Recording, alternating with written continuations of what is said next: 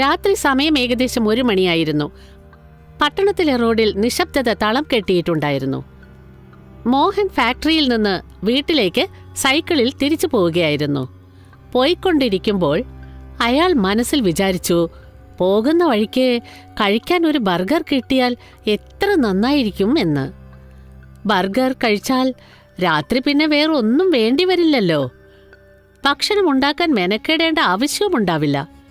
ഇങ്ങനെ ചിന്തിച്ചുകൊണ്ട് അവൻ സൈക്കിൾ ഓടിച്ചുകൊണ്ടിരുന്നപ്പോൾ പെട്ടെന്ന് ബർഗർ വിൽക്കുന്ന ഒരു കട കാണാൻ ഇടയായി.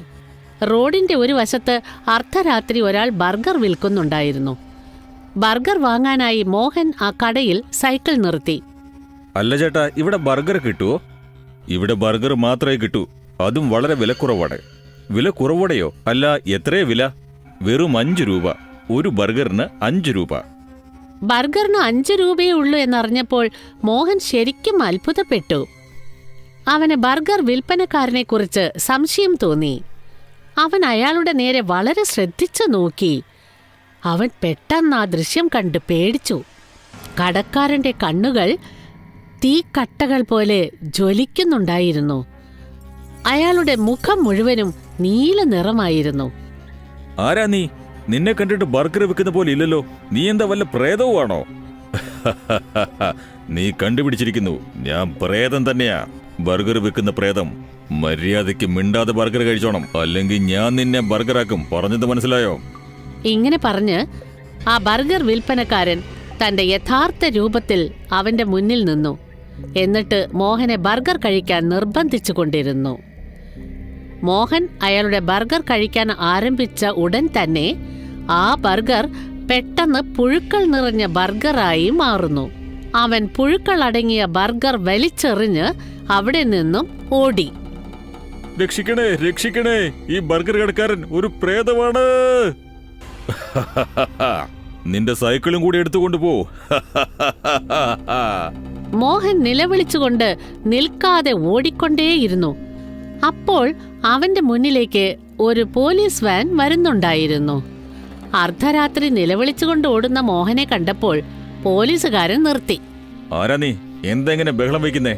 ഈ രാത്രിയില് നീ ഇവിടെ എന്ത് ചെയ്യായിരുന്നു? മോഹൻ കിതച്ചുകൊണ്ട് പോലീസുകാരനോട് എല്ലാം തുറന്നു പറഞ്ഞു. എന്നിട്ട് അയാളോട് സഹായം ആവശ്യപ്പെട്ടു. സർ, ആ പ്രേതത്തിന്റെ കയ്യിൽ എന്റെ സൈക്കിള് പെട്ടുപോയി. എനിക്ക് ആ സൈക്കിൾ ഒന്ന് വാങ്ങി തരുവാണെങ്കിൽ വലിയ ഉപകാരമായിരിക്കും സർ. നിന്നെ ഏതോ ഭ്രാന്തി പിടിച്ച നായ കടിച്ചെന്നാ തോന്നുന്നേ. അതുകൊണ്ടല്ലേ ഇങ്ങനെ ഭ്രാന്ത് പറയുന്നേ? മണ്ട, മരം മണ്ട. ഞങ്ങള് ദിവസവും രാത്രി റോന്ത് ചുറ്റാറുള്ളതാ. ഞങ്ങൾക്ക് ഇതുവരെ ഒരു പ്രേതവും ബർഗർ തന്നിട്ടില്ല. പക്ഷെ നിനക്ക് കൃത്യമായി തന്നല്ലോ. ആ, നുണ പറയാ അല്ലേ? ഞാൻ നുണയൊന്നും അല്ല സാറേ പറയുന്നേ. അവിടെ ശരിക്കും ഒരു പ്രേതം ഉന്തുവണ്ടിയില് ബർഗർ വിൽക്കുന്നുണ്ട് സാർ. അങ്ങനെയാണോ? ശരി, വാ, വന്ന് വണ്ടിയിൽ കയറ്. എന്നിട്ട് ആ പ്രേതത്തിന്റെ ബർഗർ കട ഞങ്ങളെ ഒന്ന് കാണിക്ക്. കേറ്. വരാം സാർ. ഇതും പറഞ്ഞ് മോഹൻ പോലീസുകാരുടെ വാനിൽ കയറിയിരുന്നു. എന്നിട്ട് അയാളെ അതേ സ്ഥലത്തേക്ക് കൊണ്ടുപോയി. പക്ഷേ അപ്പോൾ അവിടെ തട്ടുകട ഒന്നുമില്ലായിരുന്നു. മോഹന്റെ സൈക്കിൾ മാത്രം അവിടെ നിൽക്കുന്നുണ്ടായിരുന്നു. പ്രേതം എവിടെയാണ്? ആ പ്രേത ബർഗർ കടക്കാരന്റെ വണ്ടി എവിടെയാണ്? ഇവിടെ നിന്റെ സൈക്കിള് മാത്രമേ ഉള്ളൂ.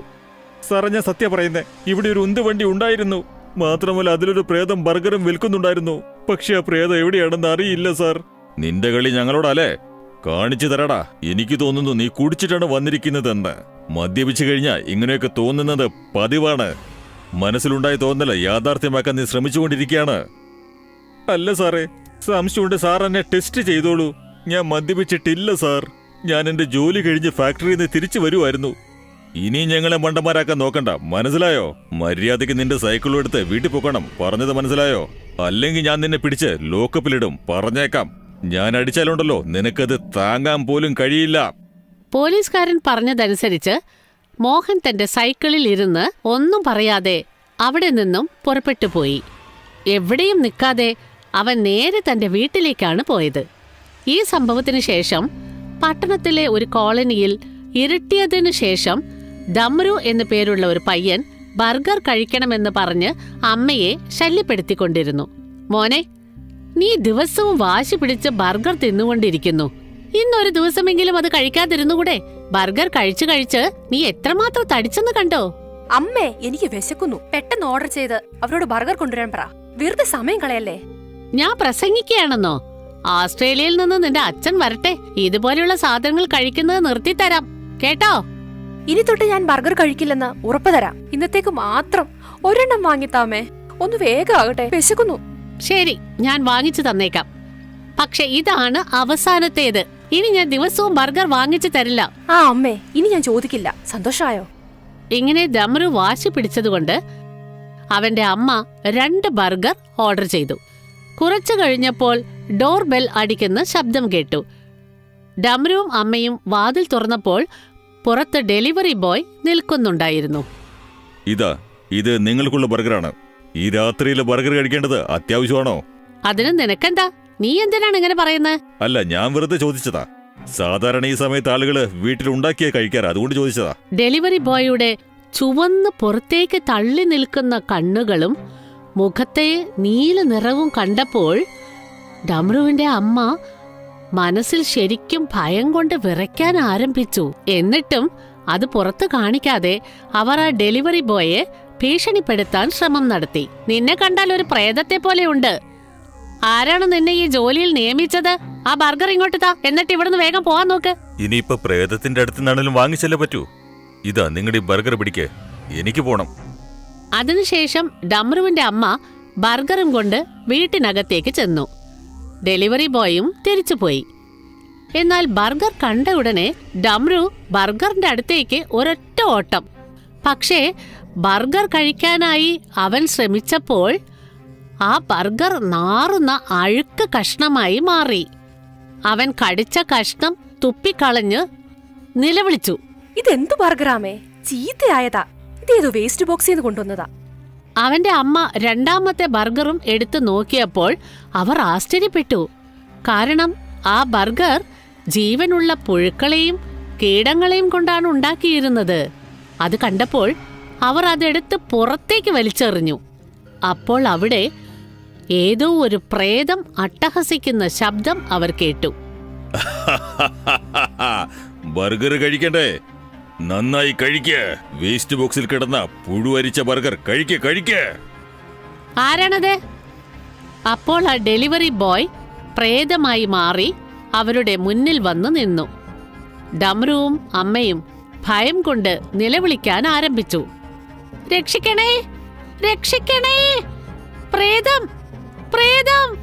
ഞങ്ങളുടെ വീട്ടിലിതാ ഒരു പ്രേതം! നന്നായി ബഹളം വെച്ച് കരയേ. പക്ഷേ ഞാനിവിടെ ഉള്ളിടത്തോളം സമയം നീ കരയുന്നത് ആരും കേൾക്കാൻ പോകുന്നില്ല. നിങ്ങൾക്ക് എന്താ വേണ്ടത്? എടാ വിവരം കേട്ട ചെറുക്ക, ബർഗർ, പിസ്സ എന്നൊക്കെ പറഞ്ഞ് നീ എന്തൊക്കെ ജങ്ക് ഫുഡാണ് കഴിക്കുന്നത്. അതുകൊണ്ടാ നീ ചീർത്തിരിക്കുന്നത്. ഞാനിപ്പോ നിന്നെ കഴിക്കാൻ പോവാ. നിങ്ങളെന്താ എന്നെ കഴിക്കാൻ പോവാന്ന് പറയുന്നേ? കാരണം ജങ്ക് ഫുഡ് കഴിക്കുന്നവരെ കാണുമ്പോ തന്നെ എനിക്ക് ദേഷ്യം വരും. നിങ്ങൾ ദയവ് ചെയ്ത് എന്നോട് ക്ഷമിക്കൂ. ഇനി മുതൽ ഇതുപോലുള്ള ജങ്ക് ഫുഡ് ഞാൻ കഴിക്കില്ല. ഇനി ഒരിക്കലും കഴിക്കുകയില്ല, സത്യം.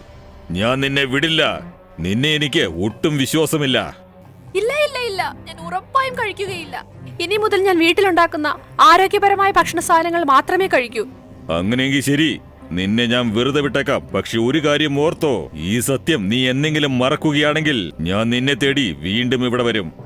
ഞാൻ മറക്കുകയില്ല, ഒരിക്കലും ഞാൻ മറക്കുകയില്ല. അങ്ങനെയെങ്കിൽ ശരി, ഞാൻ പോവുകയാണ്. ഇങ്ങനെ പറഞ്ഞ് ആ പ്രേതം അവിടെ നിന്നും അപ്രത്യക്ഷനായി. ആ ദിവസം മുതൽ ഡംറു പിസ്സ, ബർഗർ തുടങ്ങിയ ജങ്ക് ഫുഡ്സ് കഴിക്കാൻ ഒരിക്കലും വാശി പിടിച്ചിട്ടില്ല.